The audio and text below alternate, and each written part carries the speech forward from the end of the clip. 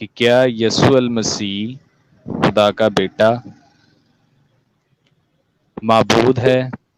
کیا اس کی عبادت کر سکتے ہیں؟ کیا ہیں اسے سجدے کیا واجب ہیں؟ اسے سجدے جی یاسر بھائی، زرک بھائی ابھی میری آواز بتائیے گا ٹھیک آ رہی ہے؟ جی کلیئر ہے۔ جی کلیئر ہے۔ جی تھینک یو، میں معذرت چاہتا ہوں، ایک تو نیٹ ورک کا شاید ایشو تھا، اور دوسرا میرے گلے کی آواز، گلا خراب ہونے کی وجہ سے آواز بھی جی جی شروع ٹھیک نہیں ہوگی، کیجئے شروع یاسر بھائی۔ کیجیے یاسر بھائی۔ لیکن ابھی میں اپنی بات کا آغاز کرتا ہوں۔ اگر خداوند کے کلام کی روشنی میں دیکھیں تو اس بات میں کسی قسم کا ابہام یا شک کی گنجائش نہیں رہتی کہ خداوند یسوع مسیح کی جو ذات مبارک ہے وہ بالکل الہی ذات ہے، وہ قدوس ہے، اور وہ معبود ہے جس کی عبادت کی جا سکتی ہے۔ اس کے لیے اگر ہم غور کریں تو جس طرح یسایہ نبی نے خداوند کا جلال دیکھا، یسایہ کی کتاب چھٹے باب سے میں شروع اس کو کر رہا ہوں، اور شروع کی آیات میں جب وہ دیکھتا ہے کہ بڑی بلندی پر خدا کا تخت ہے اور سرافیم قدوس قدوس قدوس پکارتے ہیں، اسی طرح ہی یوحنا رسول ہے جو وہ پتمس کے جزیرے میں آقا خداوند یسوع مسیح کا جلال دیکھتا ہے، اور اس کے بعد کیونکہ وہ جلالی خدا ہے، اس کے بعد لبنان کے پہاڑ پر خداوند یسوع مسیح کی جو ذات الہی سے بشری پردہ ہٹ جاتا ہے تو شاگرد خداوند یسوع کا جلال دیکھتے ہیں، اور دو بڑے انبیاء بھی ساتھ اس کے موجود ہوتے ہیں اور ان کا چہرہ بھی روشن ہوتا ہے۔ کیونکہ اس بات کا آپ اس طریقے سے اندازہ کر سکتے ہیں کہ جب خروج کی کتاب اس کا 34 چیپٹر اور اس کی 29 آیت کو پڑھتے ہیں تو وہاں پر جب موسیٰ پہاڑ سے اتر رہا تھا خدا سے باتیں کرنے کے بعد تو اس کا چہرہ چمک رہا تھا، اور اس وقت بھی جب خداوند یسوع مسیح کے ساتھ ایلیا اور موسیٰ دو بڑے نبی موجود ہیں تو وہ بھی ان کا بھی چہرہ جو چمک رہا تھا، اور یہ منظر شاگردوں نے جب دیکھا کہ خداوند یسوع مسیح کی جو الہی ذات ہے وہ ان کو اس کا ظہور سامنے آیا، اور جو وہ بشری حالت میں تھے اس کا پردہ ہٹ جاتا ہے۔ اور اس کے بعد یہاں پر دیکھتے ہیں کہ جب موسیٰ نے 1500 سال پہلے، یعنی کہ خداوند یسوع مسیح سے 1500 سال پہلے تھے موسیٰ نبی، تو ان کی خواہش تھی کہ میں اس سے خوبصورت خوشنما پہاڑ اور لبنان کو دیکھوں، اور اس کا ریفرنس ہے استثنا 3 باب کی 25 آیت، وہاں پر اس بات کا تذکرہ ملے گا۔ تو یہ جو متی کی انجیل اس کا 17واں باب ہے، یہاں پر جب خداوند یسوع مسیح کی صورت جلالی ہو جاتی ہے تو موسیٰ کی یہ خواہش بھی ہمیں درخواست ہے جو یہ پوری ہوتی ہوئی نظر آتی ہے۔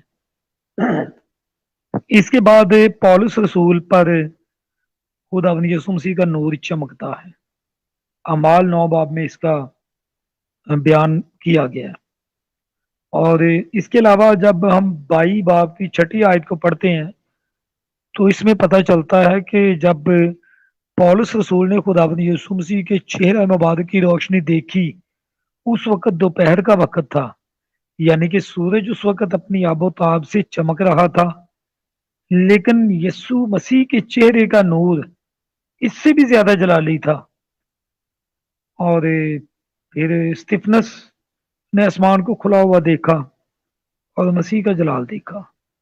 جب اس کو شہید کیا جا رہا تھا تو شہادت کے وقت یہ دعا کی کہ اے خداوند یسوع میری روح کو قبول کر۔ اس کے لیے آپ اعمال 7 باب کی 59 اور 60 آیت کو دیکھ سکتے ہیں۔ اس کے علاوہ پھر بزرگوں اور لاکھوں اور کروڑوں فرشتوں نے آقا یسوع مسیح کو کے جلال کو اور اس کی بزرگی کو دیکھا جس کی انہوں نے گواہی دی، اور اس کی تمجید اور حمد کی۔ اس کے لیے مکاشفہ 5 باب کی 11 اور 12 دو آیات میں आप पढ़ सकती हैं। इसी तरह मैं शुक्रगुजार हूं कि हमें भी आज मौका मिला है कि हम भी खुदावंद यीशु मसीह के माबूद होने की गवाही दे सकें और उसके जो जलाल है, जो उसने मुख्तलिफ तरीकों से अपने लोगों पर जाहिर किया, उसका बयान कर सकें।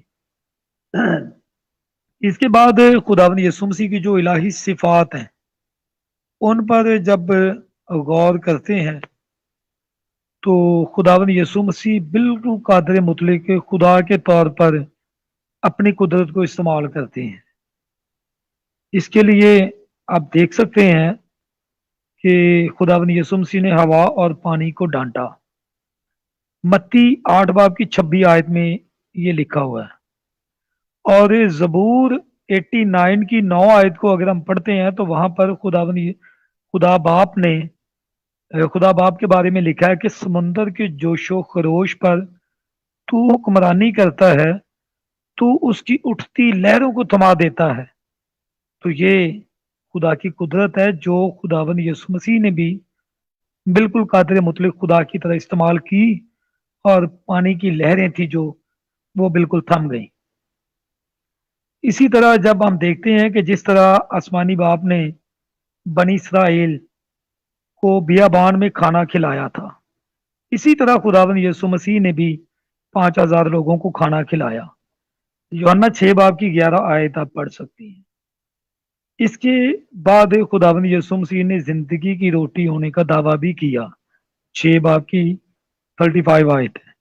इसके बाद 6 की 40 को जब आप देखते हैं तो खुदावंद यीशु मसीह ये दावा करते हैं कि जो मुझ पर ईमान लाता है हमेशा की जिंदगी उसकी है। तो ये खुदाई दावा है, कोई इंसान नहीं कर सकता, ये मबूद ही कर सकता है। इसके अलावा मौजज़ात के जरिए उसने अपनी कुदरत जाहिर की।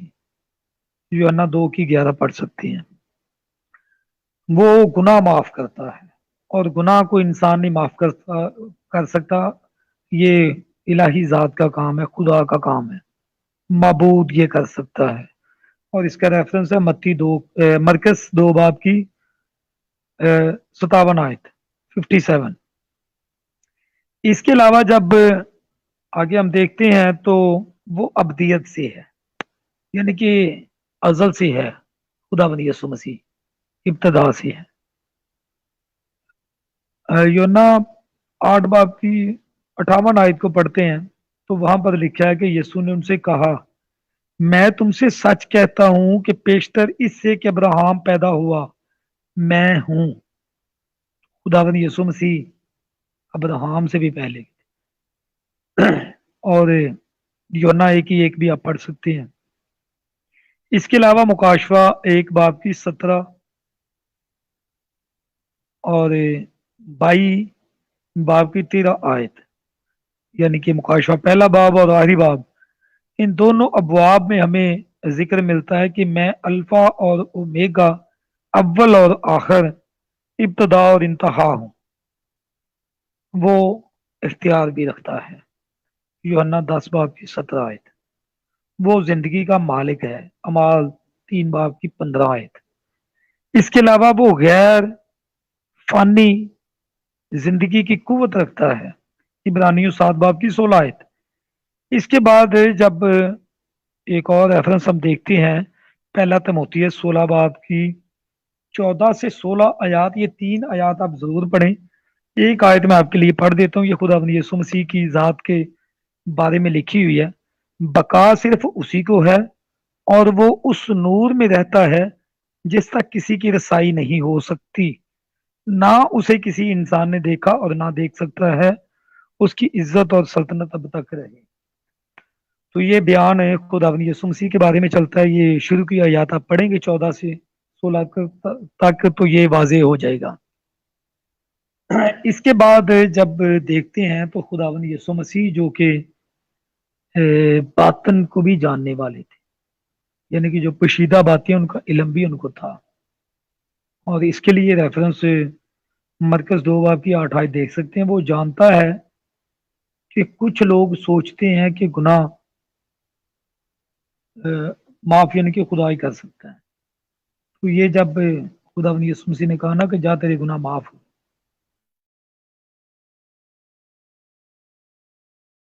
تو خداوند یسوع مسیح نے ان کے دل کی بات ہی معلوم کر دی۔ اس کے بعد یوحنا پہلے باب کی 48 آیت پڑھتے ہیں، وہاں پر نتنیل سے ملاقات کرنے سے پہلے وہ اسے اور اس کی خوبیوں سے واقف تھا۔ خداوند یسوع مسیح نے جو اس سے پہلے بات چیت ہوگی تھی، یعنی کہ وہ بیٹھا ہوا تھا ایک درخت کے نیچے، تو خداوند یسوع مسیح اس وقت شاگردوں کے ساتھ گفتگو کر رہے تھے، تو اس نے بتا دیا تھا کہ تو جب اس درخت کے نیچے بیٹھا تھا، میں اس وقت تجھے دیکھ رہا تھا اور اس کی خوبیاں اس پر واضح کی کہ تجھ میں مکر نہیں ہے اور تو اسرائیلی ہے۔ تو یہ سارا بیان اس سے حوالے میں بھی ملے گا۔ اس کے بعد جب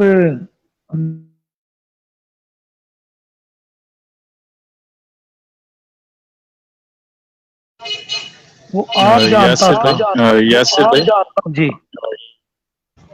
جی جی بولے جی جی بولے، آپ کی آواز ابھی آ رہی ہے آواز؟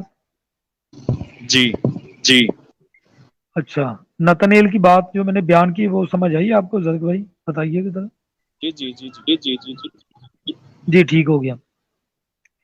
اس کے علاوہ پھر آپ اس کے لیے یوحنا 6 باب کی 64 آیت کو دیکھ سکتے ہیں، اس کے بعد 16 باب کی 30 آیت کو دیکھ سکتے ہیں۔ اب ہم جان گئے کہ تو سب کچھ جانتا ہے۔ یہ وہاں پر جو لوگ موجود تھے وہ اس بات کے اقرار کر رہے ہیں کہ جب خداوند یسوع مسیح نے ان کی پوشیدہ باتوں کو ان پر عیاں کیا، ظاہر کیا۔ اس کے بعد یوحنا 21 باب کی 17 آیت میں آپ دیکھ سکتے ہیں، جب پترس اقرار کرتا ہے کہ خداوند یسوع مسیح کو کہتا ہے کہ تو سب کچھ جانتا ہے، تو وہ پوشیدگی کا علم خداوند یسوع مسیح کے پاس تھا، اور یہ معبود کے پاس ہو سکتا ہے، کسی انسان کے پاس نہیں، بشر کو یہ اختیار نہیں دیا گیا۔ اس کے علاوہ خداوند یسوع مسیح ایک ہی وقت میں ہر جگہ موجود، تو یہ بھی اس بات کی دلالت ہے کہ وہ معبود ہیں، وہ خدا ہیں۔ متی 18 کی 20 آیت پڑھیں تو لکھا ہے کہ جہاں 2 یا 3 میرے نام پر اکٹھے ہیں وہاں میں ان کے بیچ میں ہوں۔ جہاں جہاں پر بھی اس کے نام میں اکٹھے ہوں گے لوگ، وہ وہاں پر موجود ہوگا۔ تو ایک ہی وقت میں بہت ساری جگہوں پر خداوند یسوع مسیح موجود ہوں گے۔ اور اس کے علاوہ متی کی انجیل اس کا 28 باب کی 20 آیت پڑھتے ہیں تو لکھا ہے میں دنیا کے آخر تک ہمیشہ تمہارے ساتھ ہوں۔ اور پھر اس کے علاوہ جب ہم دیکھتے ہیں کہ معبود کو سجدہ کیا جاتا ہے، اور معبود ہی سجدے کے لائق ہوتا ہے، کیونکہ معبود کا مطلب ہوتا ہے کہ جس کی عبادت کی جائے، تو سجدہ ایک معقول عبادت ہے۔ تو اس کے لیے آپ ریفرنس دیکھ سکتے ہیں، متی 28 باب کی 17 کے شاگردوں نے سجدہ کیا، اور اس سے پہلے جو ابواب ہیں وہاں پر میں نے گیا جہاں پر مجوسیوں نے آ کر سجدہ کیا، اور پھر اس کے بعد جو لوکا کی انجیل میں ہمیں میدان میں وہ نظر آتا ہے کہ آسمانی گروہ آتی ہے اور وہ کہتی ہے کہ منجی خداوند پیدا ہوا ہے۔ اور پھر اس کے علاوہ مکاشفہ 5 باب کی 8 سے 14 آیات پڑھتے ہیں تو وہاں پر بھی خداوند یسوع مسیح کو سجدہ کیا گیا ہے۔